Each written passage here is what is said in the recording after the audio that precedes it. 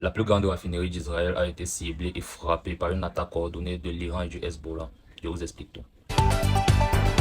Vous êtes de plus en plus nombreux à regarder mes vidéos sans être abonnés. Je vous prierai donc de vous abonner, liker, partager les vidéos. Et pour ceux qui sont sur YouTube, veuillez activer la cloche de notification pour être notifié à chaque nouvelle vidéo qui sera mise en ligne. Merci. L'Iran et le Hezbollah ont mené des attaques coordonnées sur Israël, au cours desquelles il y a eu le ciblage de la plus grande réserve de pétrole d'Israël à Haïfa. On écoute pour plus de détails. Eh bien écoutez, cette raffinerie a été ciblée effectivement par un tir iranien, mais conjointement avec un lancement de roquettes du Hezbollah. Alors ce tir iranien, a priori c'était un missile balistique, et donc c'est un des sous-missiles de ce missile balistique qui a touché bien l'un des réservoirs de pétrole de cette raffinerie de pétrole ici de Haïfa. Mais l'incendie qui a été déclenché a été rapidement circonscrit par les pompiers sur place, et justement nous les avons rencontrés. Je vous propose d'écouter un de ces pompiers qui était là-bas ce matin pour justement éteindre cet incendie.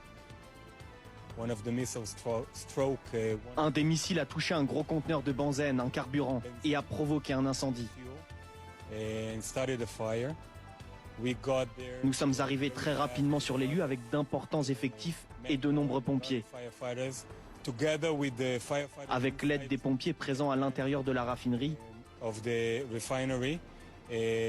après 1 heure et demie, nous avons pu confirmer que la situation était maîtrisée, que le feu était éteint et que le danger était écarté.